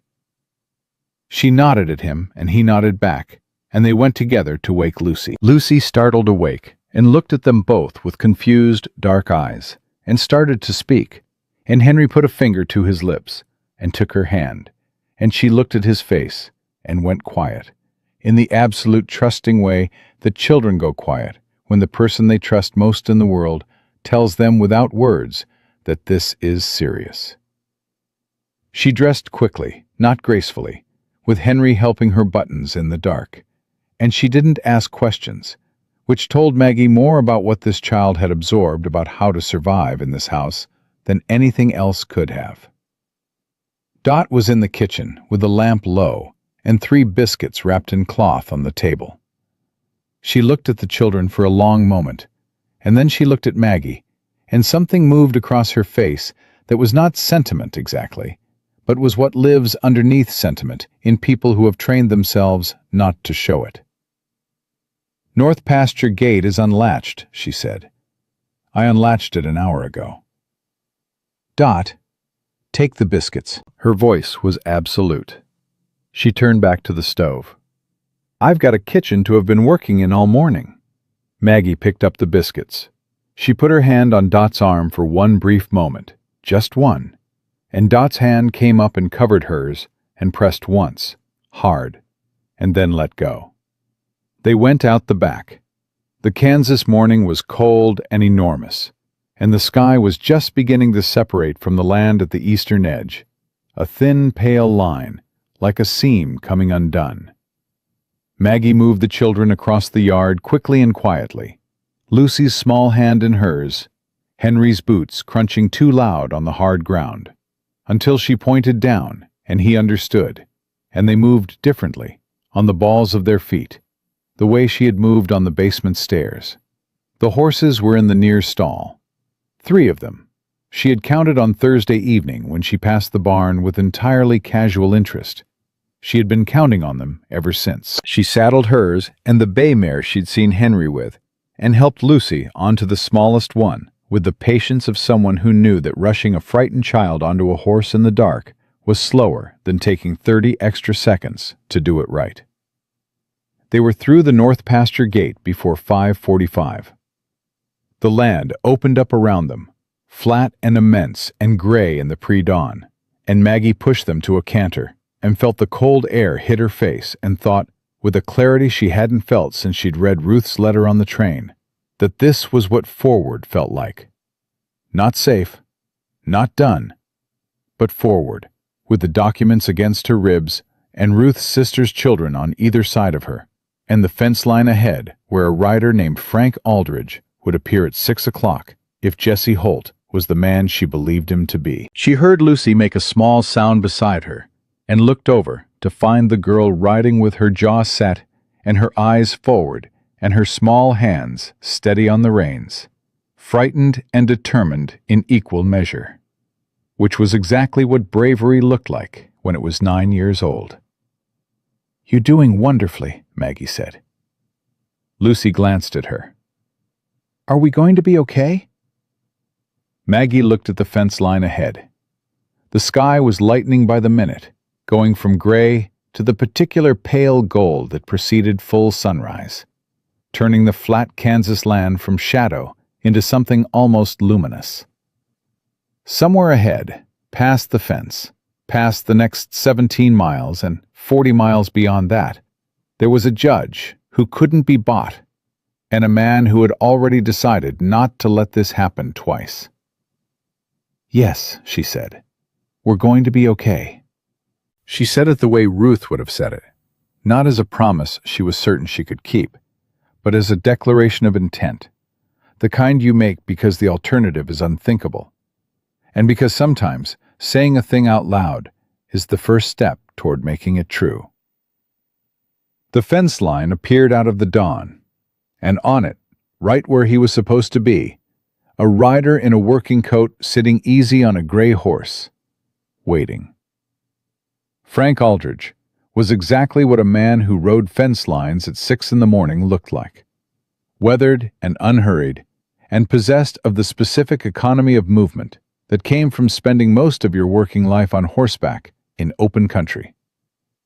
He looked at Maggie and the children approaching across the pasture, and did not reach for his rifle, which she took as a good sign, and did not call out to them, which she took as a better one. "Jesse sent you," he said, when they reached him. It was not a question. "Jesse sent me." He looked at the children with the assessing gaze of a man calculating weight and distance and pace. "The girl ride all right?" "She's been fine," Henry said, with a flatness that communicated clearly that this was not a question anyone needed to be asking about his sister. Aldridge took that in without comment. "I've got a relay point 12 miles north. Friend's place, off the main road. We stop there, water the horses, and I send a rider ahead to Caldwell." He had already turned his gray horse north, as he said it, already moving, the decision made before they arrived, because he was a man who prepared for the things Jesse Holt asked him to prepare for. "You'll want to stay off the Caldwell Road until we're past Hannigan's Creek. After the creek, you can see 3 miles in any direction, and there's nothing to see. Which means anyone looking for you also can't get close without you knowing." Maggie fell in beside him, and the children rode behind them, and the Kansas morning opened up around them, cold and clear and enormous. The sun fully up now, burning the last of the gray out of the sky. "How long have you known Holt?" she asked. 7 years? 8, maybe." Aldridge squinted at the horizon with the habitual vigilance of a man who had spent years checking it. He's not an easy man to know, and he's not an easy man to say no to. Those two things go together, I find. He paused. About your sister. What happened to her? He told me about it the week after she died, when he came back through this part of the county. Another pause. The kind that was not emptiness, but weight. He blamed himself. He still blames himself. He shouldn't. I know it. He knows it too, somewhere. But knowing a thing and feeling a thing are two separate operations, and Jesse Holt has never been particularly good at getting them to run together. He glanced at her briefly. He'll be glad you made it out. She thought about that for a moment and let the thought be what it was. Uncomplicated, honest. The simple fact that there was a man in Caldwell who would be glad she had made it out, which was more than she had started this week with. The relay point was a small farm off a dirt track that split from the main road so unobtrusively that she would have ridden past it without seeing the turn. The woman who met them at the fence gate was perhaps 45, broad-faced, with the kind of eyes that had decided long ago to take people at face value because the alternative was too exhausting. She looked at Maggie and the children and said, "Come in, get warm, there's coffee." And that was the extent of her questions. Lucy drank her coffee with both hands around the cup and leaned against Henry's shoulder and didn't speak. But her eyes were moving, taking everything in, and Maggie could see her calibrating the situation with the quiet intelligence she had been hiding under 9-year-old politeness the entire time she had known her. Henry had his arm around his sister's shoulders, with the automatic protectiveness that was so deeply built into him by now that he probably didn't notice he was doing it. Maggie sat across from them and felt something settle in her chest. Not relief. It was too early for relief. But something adjacent to it. The particular feeling of having gotten through the part that required the most precise execution. Of being now in the part that required only forward motion. Aldridge's rider left for Caldwell at 6:40. They waited an hour, which was the longest hour Maggie could remember outside of the days after Ruth's telegram arrived. And then Aldridge said it was time, and they rode the remaining distance into town through the back roads, with the sun at their shoulders, and Hargrove's estate somewhere behind them being discovered, room by empty room, by a man who had believed himself too careful and too powerful to be outmaneuvered by a woman he had evaluated as convenient. She wondered what his face had looked like when he found her room empty. She decided she didn't need to know. Jesse Holt was at the livery with 3 fresh horses and a look on his face that said he had been there for a while and had not been thinking about anything except the road from the north pasture and whether they would be on it. When Maggie came through the blue door with the children behind her, he looked at her the way a man looks at something he had calculated the probability of and had not entirely allowed himself to believe in, with relief and something underneath the relief that was not relief at all, but older and more complicated. "Any trouble?" he said. "Not yet." His eyes went to Henry, then Lucy. Something moved through his expression. He nodded at Henry with the specific nod that one person gives another when they recognize in them the particular cost of a hard thing done right. Henry straightened slightly and nodded back, and it was the exchange of two people who understood each other without needing to explain what they understood. "I've got a man at the telegraph office," Jesse said, already moving to the horses. "He sent word to Beaumont's office in Wichita yesterday evening, after I got Aldridge's message from church. Beaumont's circuit runs through this county on the 3rd week of the month. He's due in Caldwell on Thursday." He paused. "That's 2 days. We can't wait 2 days in Caldwell. Hargrove will have men here inside of 4 hours. "I know. We're not waiting in Caldwell." He handed her the reins of a dark roan mare that looked like she had some distance left in her. "There's a town called Meridian, 30 miles east. It's outside Hargrove's water contracts, outside his sheriff's jurisdiction. And there's a Methodist church there whose minister has been collecting affidavits about Hargrove's land practices for 3 years. He met her eyes. Beaumont will be in Meridian before he comes to Caldwell. If we can get to Meridian today, we can meet him there before he's anywhere near Hargrove's reach. Maggie took the reins. 30 miles. Hard riding, but it's flat and the road is good, and these horses are rested. He looked at Lucy with a gentleness she hadn't seen in him before. Not concealed exactly, but kept for specific occasions. Can you ride 30 miles, miss? Lucy looked at him with her enormous dark eyes. I rode here from the north pasture before breakfast, she said. I didn't have breakfast. Jessie Holt almost smiled. It was a near thing. Aldridge's wife packed biscuits. They're in the left saddlebag. He handed Lucy her reins. Eat while you ride. We're leaving now. They left Caldwell through the East Road at 7:43 in the morning.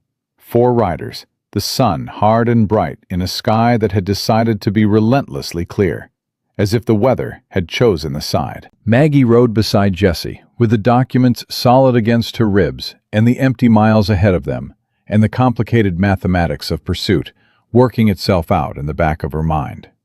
Hargrove finding them gone around 7. Sending Webb to look. Webb coming back empty.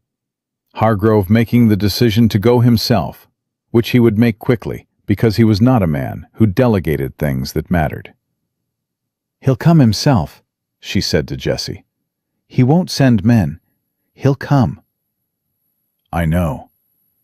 He'll know about Meridian. He'll figure it out, but he doesn't know about Beaumont coming early.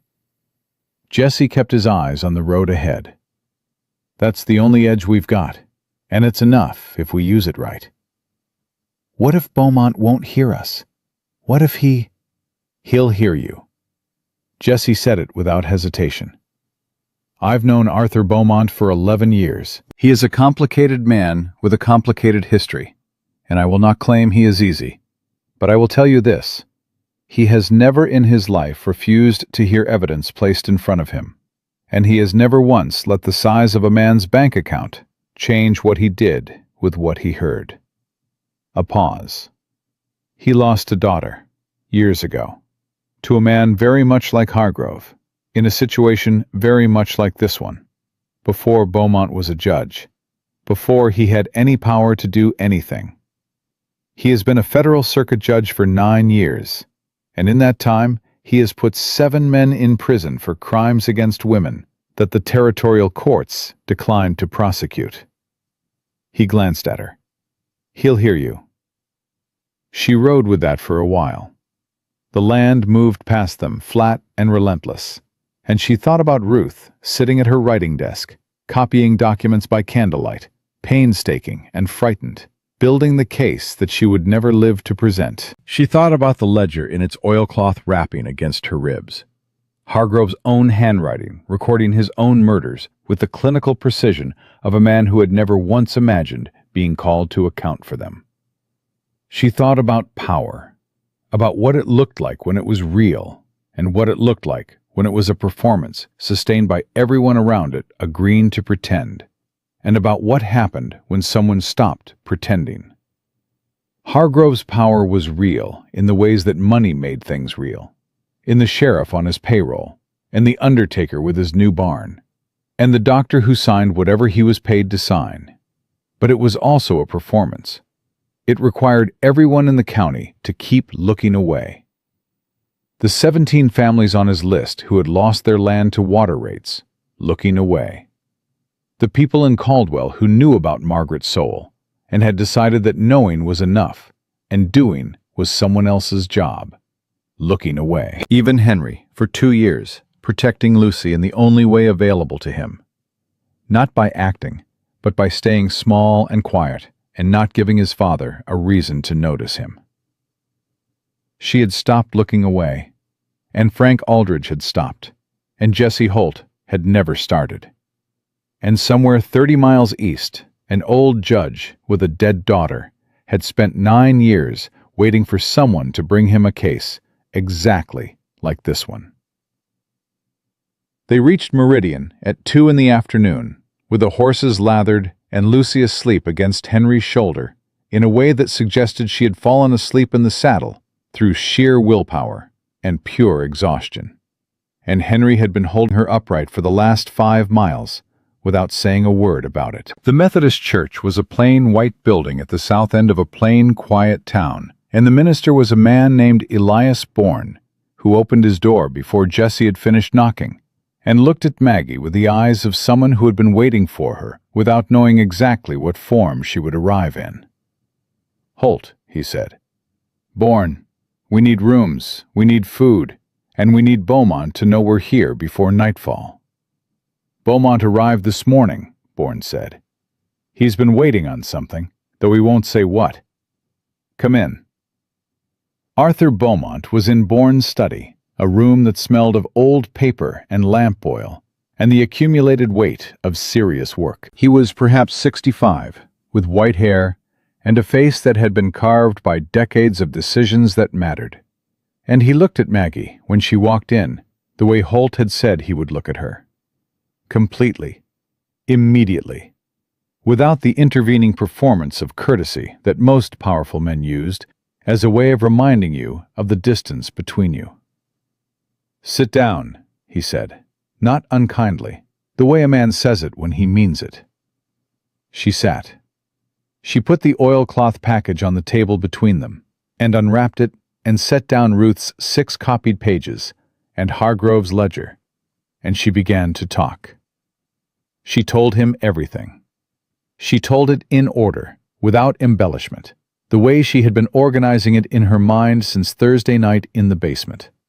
The timeline, the evidence, the names, the dates, the amounts paid to the men who kept his secrets. She told him about Ruth's letter and what Ruth had found, and what Ruth had understood was happening to her, and what Ruth had done with that understanding in the weeks she had left. She told him about Dot, and what Dot had seen, and what Dot had told her, and what Dot was doing right now in a kitchen in a house that would be in a fury by this point, standing in the middle of that fury and buying time with 12 years of learned survival. She told him about Henry. She didn't plan to. It came out because she was telling the truth, and the truth included it. She told him about a 13-year-old boy who had been living in a murderer's house, protecting his 9-year-old sister with nothing but his own watchfulness and the specific courage of a child who has decided that someone has to pay attention, even if the paying attention costs him everything. Beaumont listened without interrupting. He was the best listener she had ever spoken to. Not passive, not quiet exactly, but the kind of present that meant every word she said was landing somewhere and being held. He looked at the documents while she spoke, not reading them exactly, but touching them, verifying their existence, registering them with whatever part of a judge's mind registers evidence. When she finished, the room was quiet for a moment. "The ledger is his handwriting," Beaumont said. It was not a question. "His handwriting, his dates, his notations, identical to every other document he produced that I saw in the house." "The copies your sister made?" "Are accurate. I compared them against the originals in the basement before I took the originals." Beaumont looked at the ledger for a long moment. "Clara Atwood," he said quietly. Maggie looked at him. "You knew her?" "I knew of her. She was a business agent in Wichita, 1873, 1874. Disappeared. Her family reported it. Nothing came of it." He set the ledger down with the careful deliberateness of a man setting down something he had been looking for a long time. "Her family has been asking questions for 5 years. The room held that for a moment. "I can issue a warrant," Beaumont said. "I will issue a warrant. Today, before nightfall, before Hargrove knows where you are or has any opportunity to move his resources." He looked at Maggie directly. "The arrest will be made by federal marshals, not the Caldwell sheriff. I will make that explicit in the warrant. Hargrove's men in that office will have no legal standing to interfere. He'll fight it. He'll try. He has lawyers and connections, and he will use every one of them. Beaumont's voice was level and held no anxiety about this. He will fail.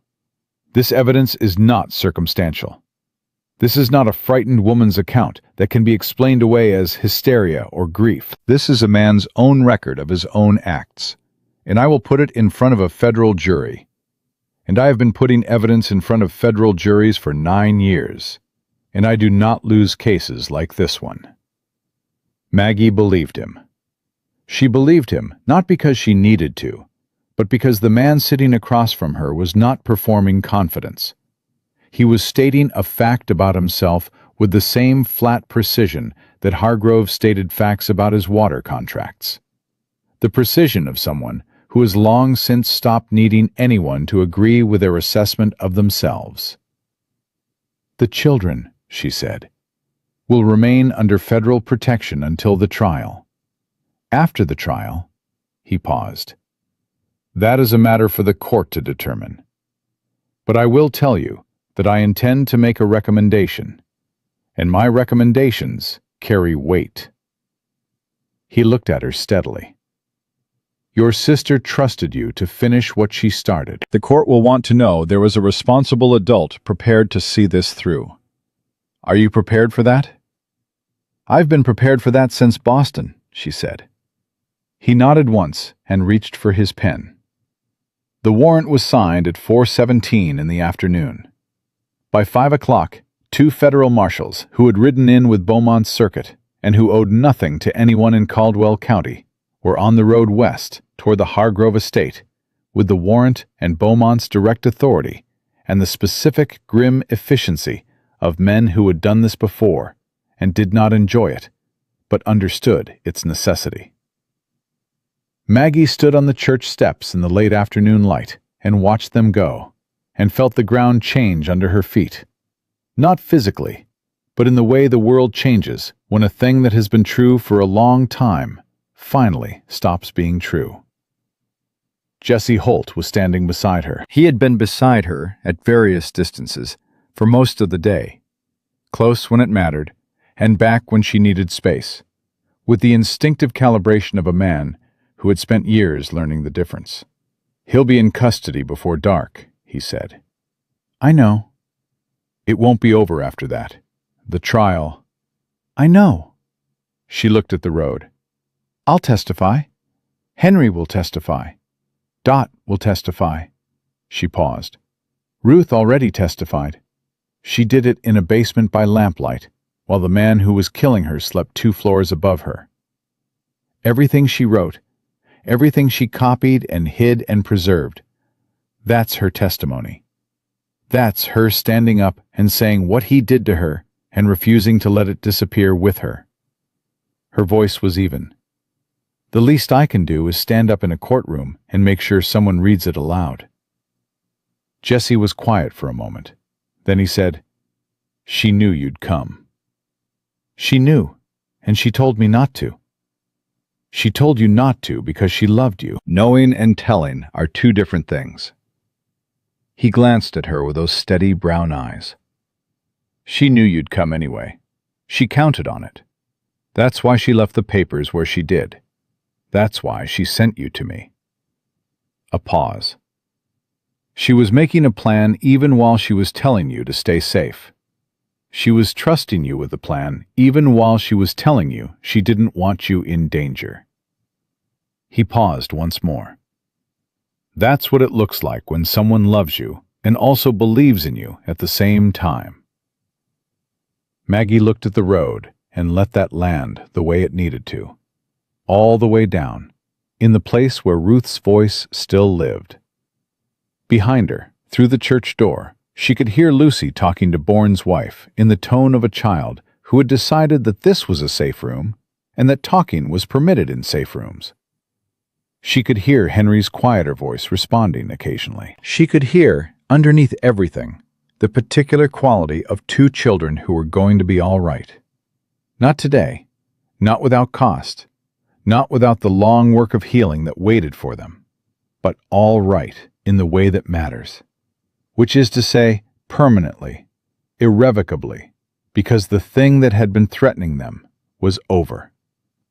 Jessie was still standing beside her. She became aware of this in the specific way that you become aware of something that has been true for a while and has been waiting for you to notice it. "What happens next?" she said. "For you?" "Trial. Testimony. After that," he considered. "I don't have a particular plan. I haven't had a particular plan for 7 years. I've been moving toward this." He paused. "Now that this is done, I'll have to decide what I'm moving toward next." She looked at him. He was looking at the road with the same attention he gave everything. Complete, present, showing nothing that wasn't deliberate. But his shoulder was 3 inches from hers and had been for the last 20 minutes, and neither of them had moved. "There's a lot of country out here," she said. "For a man without a particular plan." "There is," he agreed. "And 2 children who are going to need a place to be. Something that isn't a house built on fear." She paused. "I was thinking Montana. I don't know why. I've never been. But Ruth used to talk about wanting to see the mountains." She stopped. "That probably sounds—" "It sounds like something worth moving toward," Jessie said. She looked at him then, fully, and he looked back at her the same way. The way he had been looking at her since the train station in Caldwell, except that neither of them was looking away anymore. It was not a dramatic moment. It was quiet and honest, and felt like the beginning of something, rather than anything else, which was exactly what it was. Inside the church, Lucy laughed at something Bourne's wife said. A full-throated 9-year-old laugh, uncalculated, not keeping itself small, and the sound of it carried through the door and out into the Kansas evening, like something that had been held under pressure for a long time and had finally been let go. Hargrove was arrested at 6:58 that evening at the Caldwell Land Office, where he had gone to file a missing persons report. The marshal who cuffed him said later that Hargrove had looked at the warrant with the expression of a man who had spent his entire life certain of certain things, and had just discovered that his certainty had been a story he was telling himself. He said nothing as they walked him to the federal wagon. He looked straight ahead with his measured walk and his reasonable face. And for the first time in Maggie's understanding of him, the reasonableness was just a face, just a surface, with nothing behind it that could help him. He was tried in federal court 4 months later. Beaumont presided. The trial lasted 9 days. Maggie testified for 3 hours on the second day in a clear, steady voice. And when Hargrove's lawyer suggested that her grief had led her to misinterpret what she found, she told him that she had been a school teacher for 4 years and knew the difference between misinterpretation and evidence, and that she would be happy to go through the ledger, line by line, if he needed help reading it. Henry testified on the 5th day. He was 14 by then, and he sat in the witness chair and told the truth with the flat, careful precision of someone who had been holding it for years and had finally been given a place to put it down. Dot testified on the 7th day. She came in from Caldwell in a borrowed dress, and she sat in the witness chair, and she told the court everything she had seen in 12 years in that house. Everything she had suspected and stayed silent about, and finally stopped staying silent about. And her voice did not waver once. And when she was finished, the courtroom was very quiet. Cornelius Hargrove was found guilty on 4 counts of murder in the 1st degree. He was sentenced to hang. He died on a cold morning in November, and Maggie was not there, because she had things to do with her time that mattered more than watching a man receive what he had given to others. She was in Montana by then, in a small valley between 2 ranges of mountains that were nothing like anything she had seen before, in a house with a fireplace that drew well, and a kitchen that smelled of real food, and 2 children who were slowly, steadily, in the way that healing actually happens, not all at once, but in small daily increments, in laughs and nightmares and ordinary mornings, and the gradual expansion of what felt safe, becoming people who believed the world could hold them without hurting them. Ruth had known she would come. She had counted on it. She had spent her last weeks building the evidence and hiding the proof and pointing toward the people who could help, and all of it had worked exactly as she had designed it to work. Because Ruth Calloway had been, underneath the lavender perfume and the dried wildflowers and the careful diplomatic letters home, the most quietly determined woman her sister had ever known. Maggie thought about that on winter evenings when the fire was going and Lucy was showing her newest painting to Jessie, and Henry was reading at the table with the focused stillness of a boy who was becoming a man and taking the process seriously. She thought about, get yourself out before what happened to me happens to you. She thought about how Ruth had known she wouldn't and had prepared for it anyway, and how that preparation was the most complete act of love she had ever witnessed. The love that doesn't just hold you, but builds the thing that will hold you when the person who loves you is no longer there to do it themselves. Ruth had not survived, but she had done something that outlasted surviving.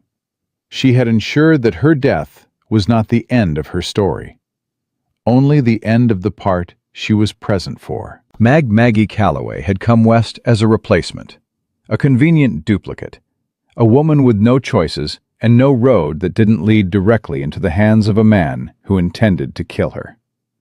She had left as something else entirely, the woman who had finished what her sister started, who had brought the evidence to the light, who had taken 2 children out of a burning house and given them a life on the other side of it.